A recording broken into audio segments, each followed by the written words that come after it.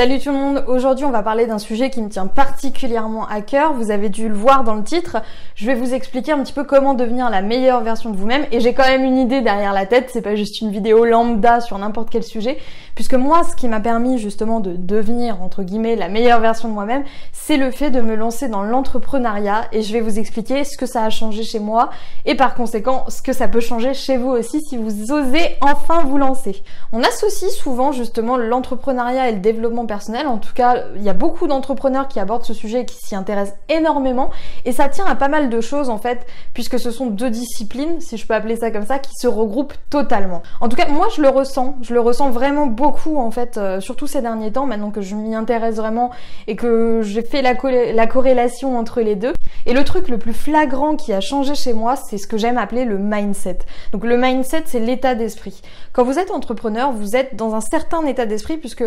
tous vos efforts sont regroupés vers une seule chose, le fait de développer votre business, le fait de développer votre activité. Le truc, c'est que moi, par rapport au train de vie que je menais auparavant, c'est un petit peu compliqué d'être aussi efficace qu'on le souhaite si on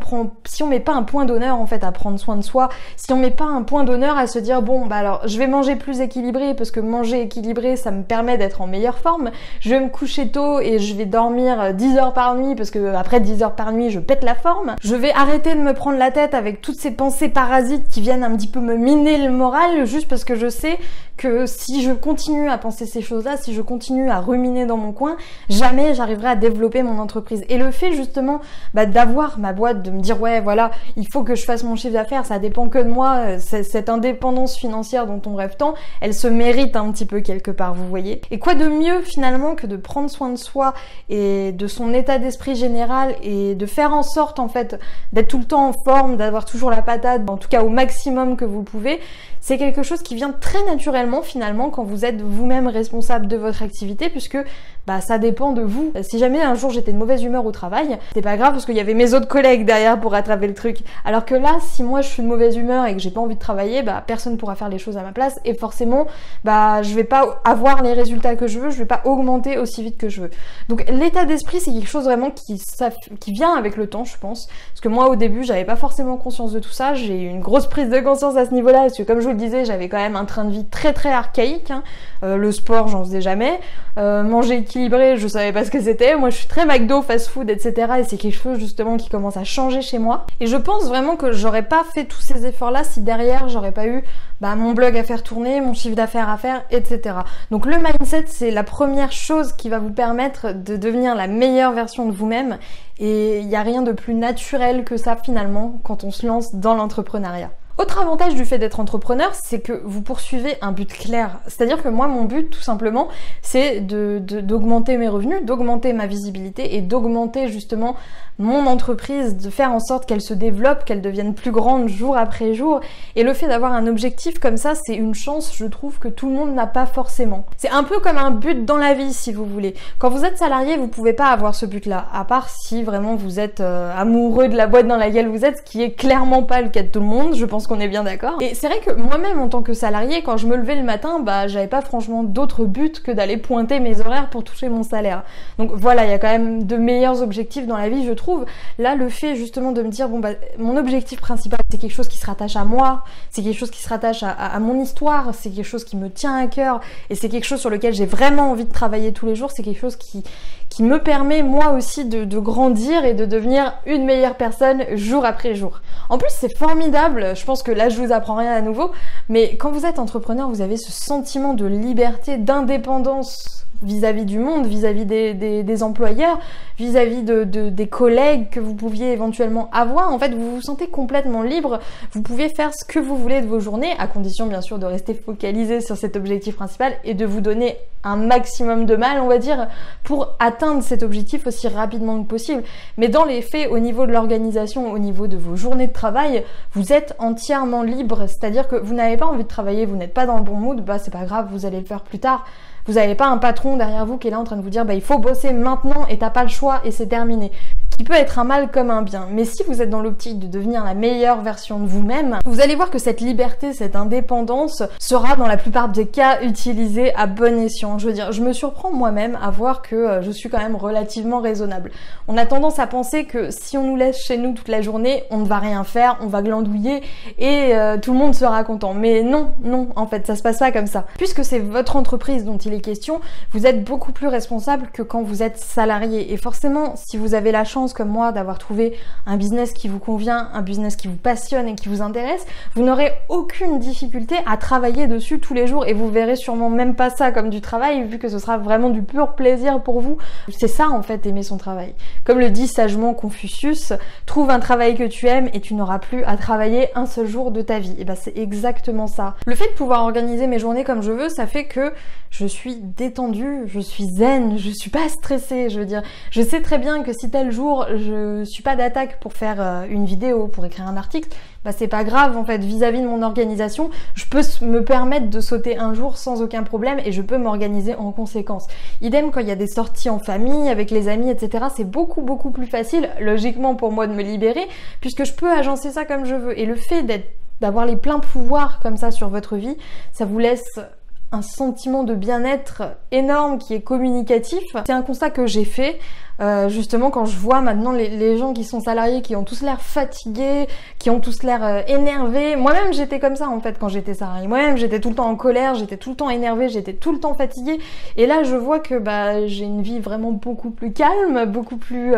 apaisante pour moi et forcément ça me permet d'exploiter au maximum mon plein potentiel, de faire ressortir un petit peu toutes les idées qui se traînent dans ma petite tête et de pouvoir les utiliser sans pour autant devoir me donner à moi-même des coups de cravache quoi. Ce qui est génial aussi et ce qui m'a permis de devenir une meilleure personne grâce à l'entrepreneuriat, c'est le fait justement, comme je vous le disais au niveau du mindset, que on a un objectif, c'est de faire monter un maximum son projet, son business, jusqu'à atteindre des résultats formidables qui nous convaincront tous. C'est pas comme ça en claquant des doigts que du jour au lendemain je vais devenir riche et célèbre. J'ai pas encore toutes les connaissances qu'ont les plus grands, j'ai pas encore toutes les connaissances qui me permettront d'atteindre les objectifs que je me suis fixés, même si jour après jour j'apprends. Et ça c'est quelque chose que j'avais perdu en étant salarié, parce que vous êtes salarié tous les jours, vous n'avez pas besoin d'apprendre finalement, vous avez juste besoin de répéter ad vitam aeternam exactement la même tâche pour recevoir votre salaire à la fin du mois. Or là, si je ne me forme pas, si je ne lis pas de livres, si je n'apprends pas de nouvelles techniques